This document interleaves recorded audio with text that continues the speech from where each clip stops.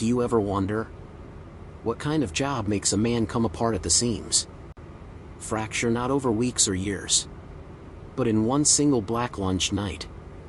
Not from stress, not from boredom, but from something else. Something, dry and crawling, that licks at the edge of your sanity, like wind-blown sand against old bone. Yeah, I used to wonder that too. Now, I don't wonder much of anything. My thoughts come slow, like they've got to drag themselves up through molasses. I don't sleep. Not really. When I do, I hear the whispering.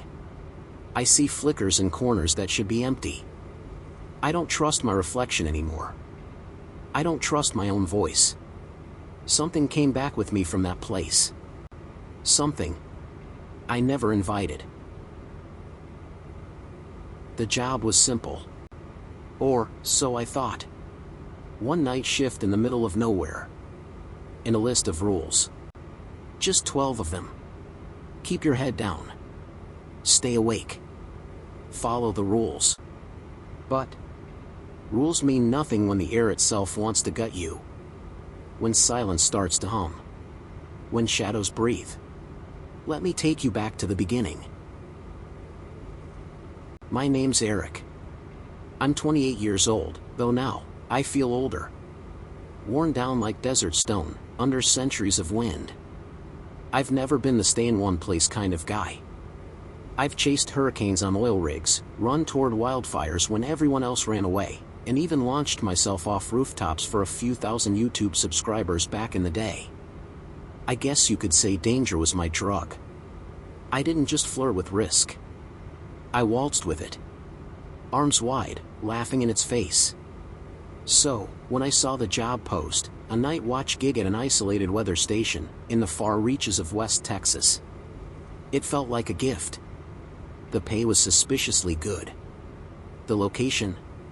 Dead center of the Chihuahuan Desert, 50 miles off any real road. No towns. No neighbors.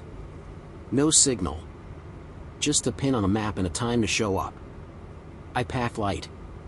Books I wouldn't read, a journal I wouldn't write in, and that stupid optimism only people who haven't been broken yet still carry. The outpost station 119B was a concrete box. One room.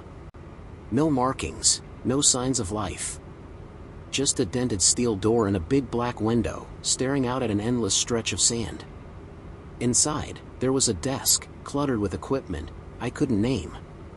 A fridge, a cot, and a generator that sounded like it was one bad night away from dying.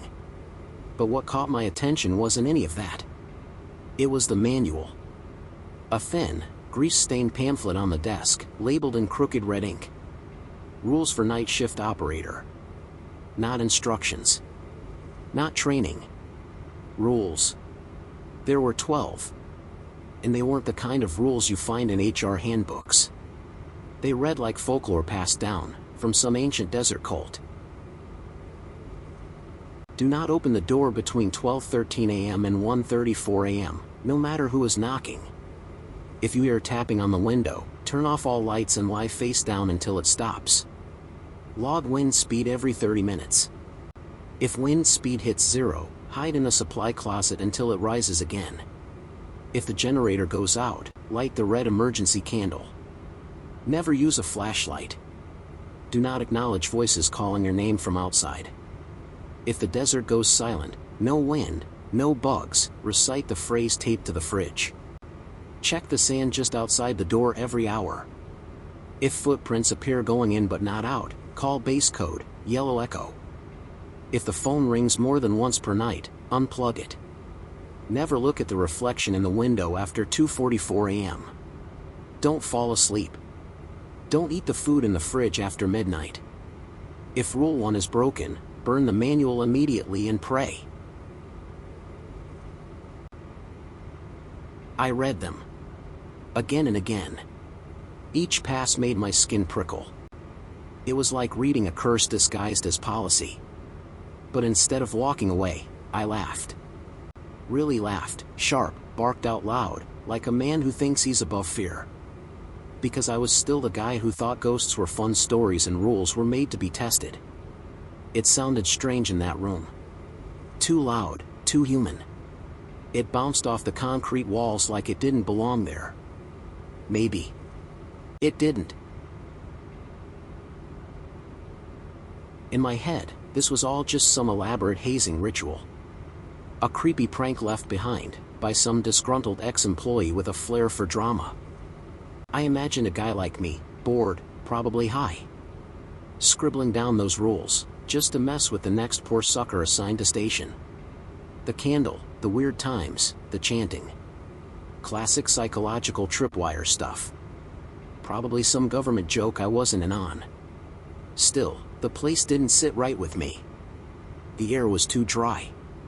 Not just desert dry, but hollow. Like the atmosphere had been scooped out. The silence felt rehearsed. Choreographed. And the stars above the station? They didn't twinkle. They just watched. Cold, close, too sharp. Like pinholes poked through a thin sheet of sky. If you stared too long, you got the feeling something might stare back. But I told myself, I've jumped out of planes. I've stood on collapsing fire lines. I've put my own damn hand in a box full of scorpions on a dare for likes. What's a little ghost story in the desert? The first couple hours passed like I expected, dull, dry, and quiet. I logged the wind speed like rule number 3 said, every 30 minutes. I even timed it with my watch to be precise, treating it more like a chore than a warning. I made some instant coffee that tasted like regret. I watched a tarantula the size of my palm crawl across the outside of the window, slow, aimless, like it knew it was being watched. Then, around midnight, things started to bend. Not snap. Not break. Just bend, subtly, like the world had gone a few degrees off center. It was 12:11 a.m. when I heard the knock. A sound so ordinary it felt impossible for it to feel so wrong. Not banging. Not frantic. Just 3 knocks, spaced out. Intentional. Like whoever was outside wasn't asking to be let in. They were stating they were already here. Every hair on my neck stood at attention. My hands clenched around the mug before I realized they were shaking. My mind stumbled back to rule number 1. Do not open the door between 12:13 a.m. and 1:34 a.m., no matter who is knocking. I froze. My thoughts tried to be logical, tried to be brave. Probably just the wind, I whispered to myself, though the words felt hollow even as I said them. But the wind doesn't knock. It howls. It hisses. It dances through cracks and moans through empty places. It doesn't walk up to a reinforced steel door and knock 3 times, exactly, then stop. I checked the wall clock. 12:13 a.m. My throat tightened like I'd swallowed dry sand. My legs screamed to move, toward the door, away from it. I didn't even know. But I stayed still. Not because I believed the rule. No, not yet. But because something in my gut, something primal and old, told me that opening that door would be a very final kind of mistake. The knocks came again. Same rhythm. 3. Then silence. 12:20, more knocks. 12:29, again. 12:41, they kept coming, every few minutes. Always 3. Always the same weight behind them. As if the thing on the other side had all the time in the world. I didn't respond. I didn't speak. I just sat there, heart hammering, watching the second hand crawl across the clock face like it was moving through tar. Then came the tapping. Not on the door. On the window. A soft, delicate tap tap tap, like fingernails on glass. I turned slowly, deliberately, expecting to see something. Anything. A face. A shape. But the window showed only the dark, stretching desert. Pale sand under a black sky. Empty. Still. Then, tap tap tap. Right against the glass. Closer this time. More urgent. Like whatever was outside had grown impatient. Something deep in me, some instinct older than thought, screamed to obey the manual. I threw the lights off and dropped flat to the floor, face down, just like rule number 2 demanded. And let me tell you, I felt ridiculous. Lying on cold concrete like a scolded child playing hide and seek. My breath echoed in my ears, too loud, too fast. The tapping continued, soft, steady, like it was trying to coax me up. I didn't move. The darkness stretched forever. Finally, mercifully, the tapping stopped. I waited. 10 seconds. 20. Then, slowly, I pushed myself up, muscles aching from the tension. I flicked the lights back on and blinked into the sterile brightness. Then, like a complete jackass, I laughed at myself. Real mature, I thought. Terrified by shadows and knocks like I'm in a Halloween special. But the laughter didn't stick this time. It crumbled in my throat like dry paper. Because as I stood there, letting my pulse settle, my eyes drifted toward the wind monitor on the desk. And it was flatlining. 0. No wind. Not even a whisper. My stomach dropped. Rule number 3 roared back into my mind like a siren. If wind speed hits 0, hide in a supply closet until it rises again. And suddenly, I wasn't laughing anymore. I checked the wind monitor again, hoping, praying, I'd read it wrong. Wind speed, 0 miles per hour. Nothing. Not a breeze. Not a whisper. The line on the graph was dead flat, like a heartbeat that had given up. My chest tightened, squeezed from the inside like my lungs were folding in. That couldn't be right. Out here, the wind never stopped completely. Even the still nights carried a faint, restless stir through the sand. But now, the world outside was holding its breath. I should have stayed inside. But something pulled me toward the door. Not curiosity, denial. That desperate human instinct to confirm the lie, to tell yourself everything's fine if you can just see it for yourself. I stepped outside. And immediately felt the weight of a mistake settle on me like lead. The air was wrong. Not just calm, dead. Still in a way that felt manufactured, unnatural. Even my own breathing sounded too loud. There was no wind. No rustle of dry shrubs. No skittering bugs. Nothing but the crunch of my boots on sand. The desert had gone mute. And then I saw them. Footprints. In the sand, just a few feet from the threshold. Coming in. But none going out. I stood there for a full, frozen second, my body refusing to catch up to what my brain was screaming. Then instinct kicked in, I spun, bolted for the door, slammed it shut behind me like it might keep something out that had already gotten in. Lock. Chain. Bolt. I checked everything. Hands trembling. Breath sharp and uneven. And then my stomach twisted as another rule clawed its way up from memory. Rule number 7, check the sand just outside the door every hour. If footprints appear going in but not out, call base code, yellow echo. The satellite phone was right where it had been, on the desk, a gray relic from another era. I grabbed it like a lifeline, dialed the code with fingers that barely obeyed me. It rang. Once. Twice. Then it connected. And what I heard next nearly stopped my heart. It was my voice. But not like a recording. It was live. It was me. Except it wasn't. The cadence was slightly wrong. The tone a hair off. Too calm. Too final. You shouldn't have opened the door, it said. Click. Silence. I stood there, staring at the receiver like it might explain itself. Then I yanked the cord from the back. The phone went dead. That's when the lights cut out. All at once. Like someone had flipped a master switch on reality.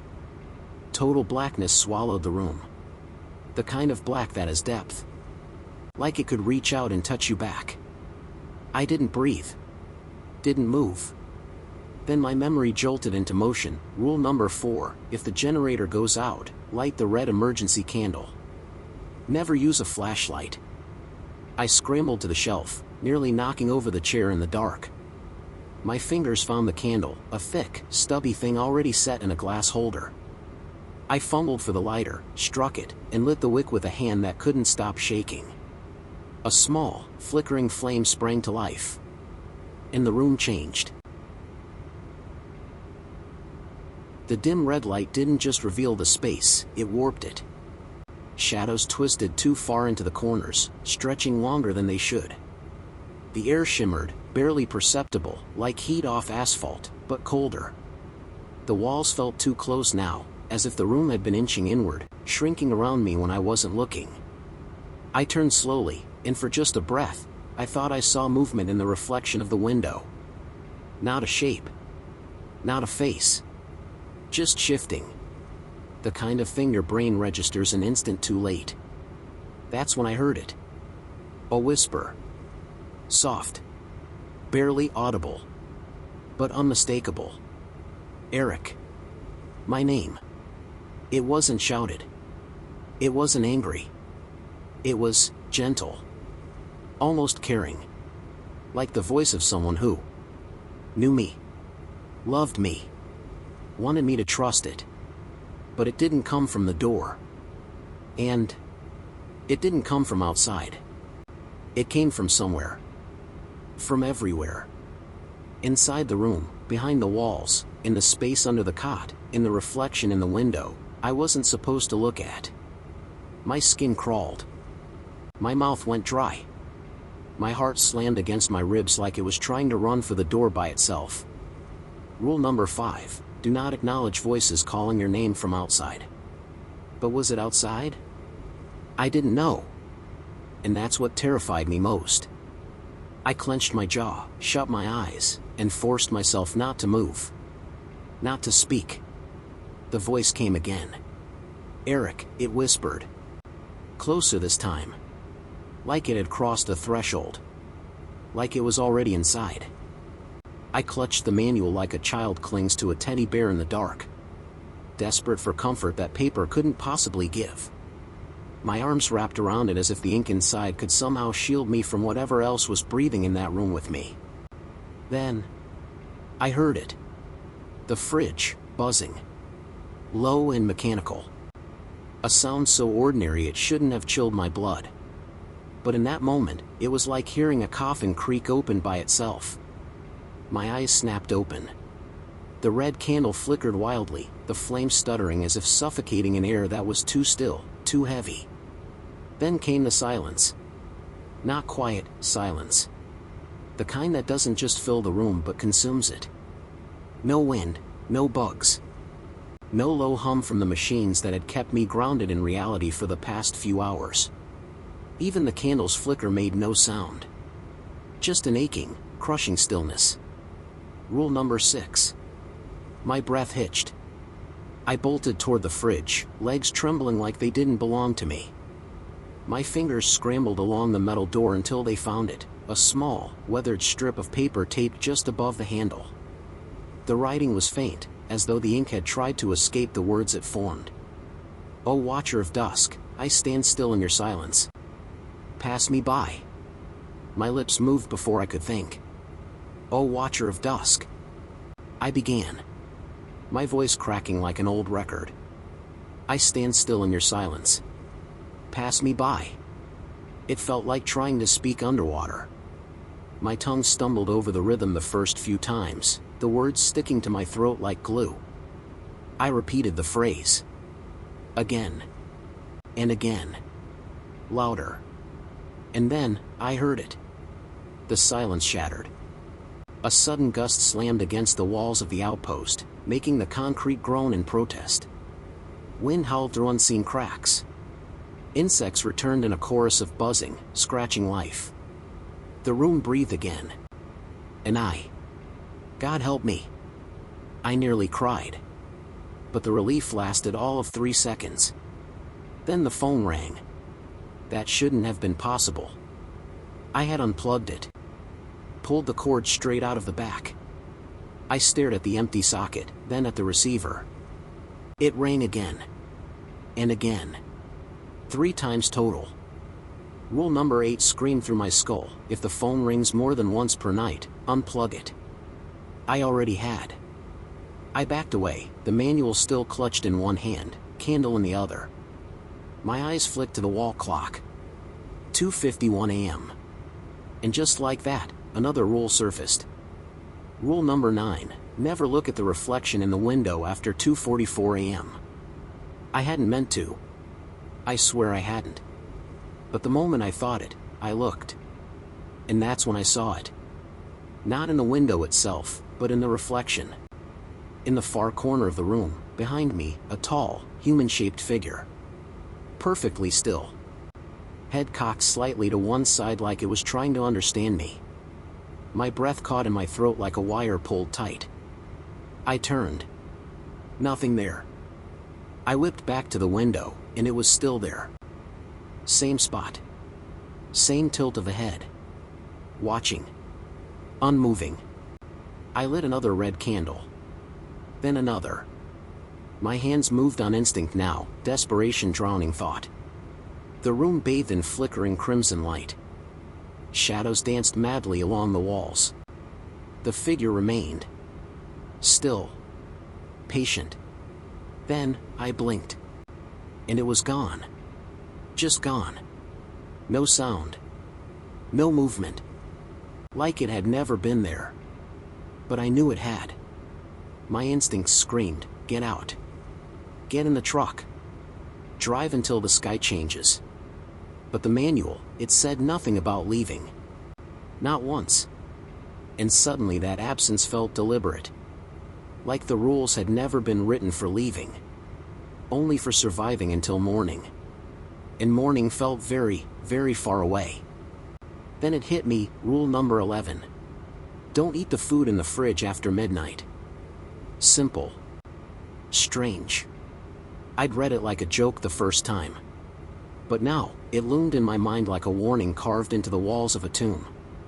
Something churned in my gut. Hunger, maybe. Or dread wearing hunger's mask. I moved toward the fridge.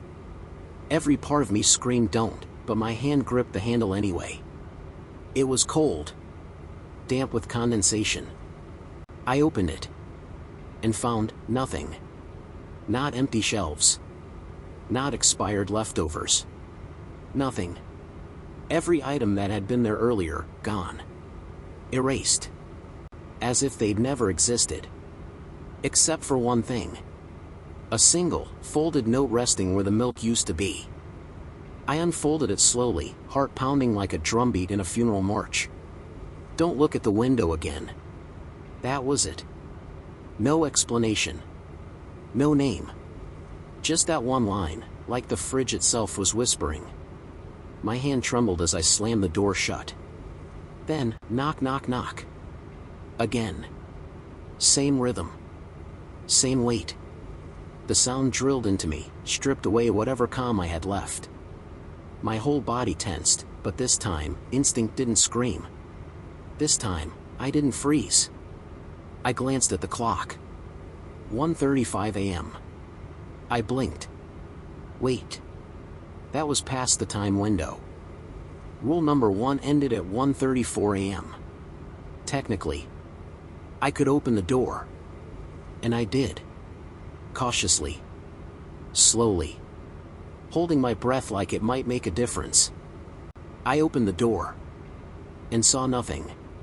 Just the empty desert, black sky overhead, wind rustling sand like whispers too quiet to understand. But then, I looked down. And that's when my stomach dropped. A second manual lay on the ground. Different cover. Thicker. Stamped in large, blood-red lettering.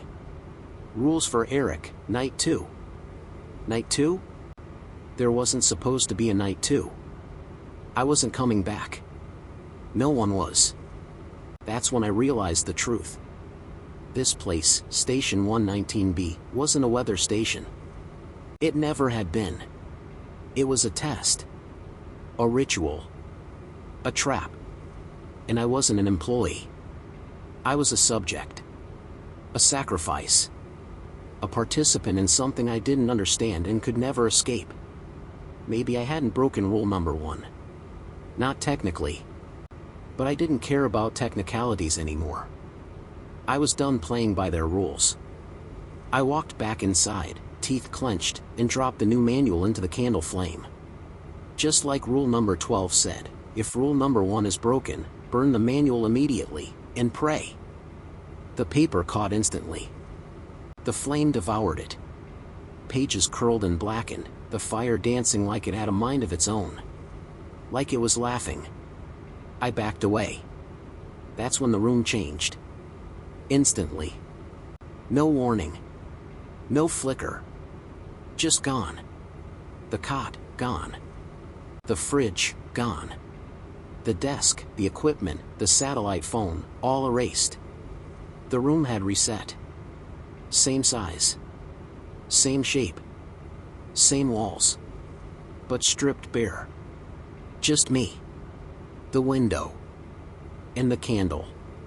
My breath came in shallow gulps. Then came the tapping. But this time, it wasn't on the glass. It was inside the walls. Light, skittering taps at first. Then heavier. Then moving. Circling me. Like something was crawling through the concrete. Tracing a spiral I couldn't see. Trapping me in the center. My mouth opened, but no sound came out. And then, I remember screaming. I don't remember why, exactly. Only that my voice tore from my throat like it was trying to escape without me. I remember scratching at the door. Fingernails splitting against steel. I remember the candle going out. And I remember the shadows. They crawled under my skin. Not metaphorically. I could feel them. Like black centipedes burrowing through my veins. Eating their way into my thoughts. Then, nothing. I woke up at dawn. Face down in the dirt, 50 yards from the station. My clothes damp with dew. My hands shaking. My car keys clenched tight in one fist. The manual, gone. I stumbled back to the building. The door hung open. No lock. No chain. Inside? Empty. No furniture. No gear. No candles. Only one thing remained. A mirror. Taped to the center of the window. I walked up to it. I should have turned away. I should have remembered rule number 9. But I looked. And what looked back wasn't me. It wore my face, but not my eyes. The eyes were wide. Too wide. Stretched like the skin around them had been peeled back. They were black, bottomless. Not hollow, but full of things I couldn't describe. Things that watched from the other side of glass. Things that waited. Things that remembered. Now, I don't take jobs anymore. I don't go outside after dark. I stay indoors. I keep the lights on. I pretend the rules still protect me. But nights are hard.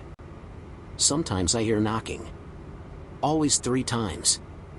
And if the wind ever dies completely, I stop breathing. Just in case it's still out there. Waiting for me to forget the rules. Even just once. If you've made it this far, you're a legend. If you're loving the story, hit subscribe. It helps the channel grow and lets me bring you even more awesome stories. Your support means everything.